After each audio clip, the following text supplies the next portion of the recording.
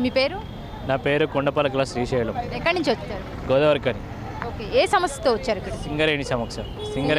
సింగరేణిలో మా నాన్న మెడికల్ అడ్మిట్ అయింది. నాకు డిపెండెంట్ ఉద్యోగం రాలే, ఉద్యోగం కోసం వచ్చిన. ఓకే, మరి మీ వినతి పత్రం వాళ్ళకి ఇవ్వడం జరిగిందా? వినతి పత్రం ఇచ్చినామండి. మా నాన్న వినతి పత్రం లోపలికి వెళ్ళి వినతి పత్రం ఇచ్చిన 2015లో మెడికల్ అన్ఫిట్ చేసిర్రు. అన్ఫిట్ చేసిన డిపెండెంట్ ఉద్యోగాలు ఇవ్వాలి. అప్పుడు టీఆర్ఎస్ ప్రభుత్వం ఏం చేసిందంటే సింగరేణిలో కారుణ్య నియామకాలని పెట్టింది. అది ఒక్కరోజు సర్వీస్ ఉన్నా ఇస్తామని పెట్టింది. ఆ స్కీమ్లో నాది ఉన్నది అండి. అలానే నేను అన్ఫిట్ అయినా. మాకు ఇంతవరకు డిపెండెంట్ ఉద్యోగం ఇవ్వలేదండి. సింగరేణిలో మాకు ఉద్యోగం కావాలని చాలా నాయకుల చుట్టూ తిరిగినాం, ఆ ప్రభుత్వం చుట్టూ తిరిగినా. ఆ ప్రభుత్వం ఏం చేయలేదండి. అప్పుడు డబుల్ బెడ్రూమ్లు ఇవ్వలే, వాళ్ళకు ఎవ్వరికి ఏమి ఇవ్వలేదండి.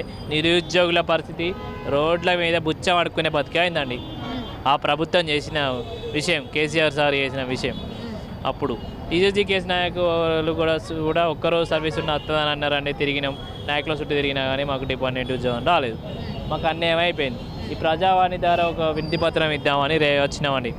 కాంగ్రెస్ ప్రభుత్వం వచ్చినాక అందరికీ పనులు ఇప్పిస్తాం, అందరికి జాబులు ఇస్తాం అని ఎలక్షన్ల ముందర చెప్పారు కదా హామీలు.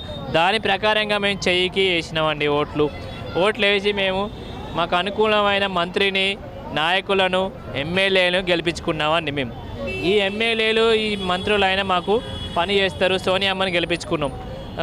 సోనియా అమ్మ గెలిపించుకున్నాం కాబట్టి అప్పుడు తెలంగాణ ఇచ్చినప్పటి నుంచి మాకు అందరికీ పనులు ఇవ్వాలని మేము కోరుకుంటున్నామండి.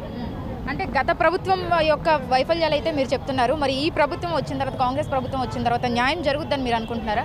ఖచ్చితంగా అన్యాయం జరిగిన కుటుంబాలకు ఖచ్చితంగా ఈ ప్రభుత్వం న్యాయం చేస్తుందని మేము కోరుకుంటున్నామండి.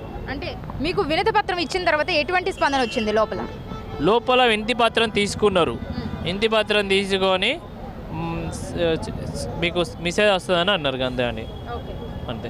మరి గత ప్రభుత్వంలో ఉన్న వాళ్ళకి కానీ ఈ ప్రభుత్వంలో ఉన్న వాళ్ళకి మీకు ఏం డిఫరెన్స్ కనిపించింది? డిఫరెన్స్ అంటే ఆ ప్రభుత్వం వాళ్ళు ప్రజా సమస్యలు ఎవరిని కూడా కలవనీయలేదా, కలవనిచ్చుడు లేదా, చెప్పనిచ్చుడు లేదా, ఏది లేదా, ఎవరి గురించి పట్టించుకోలేదు. ఈ గేట్ కాడికి వచ్చే వారికి పోలీసులు బలగాలు పెట్టించి కేసీఆర్ దొబ్బిచ్చుడు, కొట్టించుడు, ధర్నాలు చేసినా కానీ జైలు తీసుకుపోయి జైలు వేసుడు, ఇట్లాంటివి చేసిండండి. చాలా ఇట్లాంటి కేసులు పెట్టిపించుడు, అన్ని అక్రమకు ఇట్లా జరిగినాయి. కేసులు పెట్టిపించుడు, ధర్నాలు ఎందుకు చేస్తారు, ఎందుకు చేస్తారు, వస్తాయిపో పనులు వస్తాయిపో అని రాలేదండి. ఈ ప్రభుత్వం అయినా మాకు సింగరేణిలో ఖచ్చితంగా ఉద్యోగాలు ఇవ్వాలని కోరుకుంటున్నామండి. ఇట్లా వేలాది మంది కార్మికులు చాలామంది ఉన్నారండి సింగరేణిలో. ఇప్పుడు ఒక 10 రోజుల తర్వాత సింగరేణిలో ఎలక్షన్లు ఉన్నాయండి. ఈ ఎలక్షన్ల ముందైనా నా బాధ ఈ ప్రభుత్వానికి, ఇప్పుడున్న ప్రభుత్వానికి తెలియజెప్పుతున్నా. ఎందుకంటే గతం చేసిన ప్రభుత్వం మోసం చేసింది.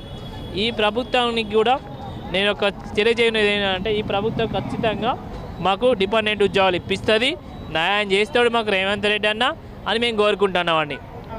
ఎమ్మెల్యేలు వీళ్ళంతా, సీతక్క గిట్ట వీళ్ళంతా ఎమ్మెల్యేలు, ఎంపీలు వీళ్ళంతా ఎమ్మెల్యేలు గిట్ట మాకు ఖచ్చితంగా న్యాయం చేస్తారని మేము కోరుతున్నామండి.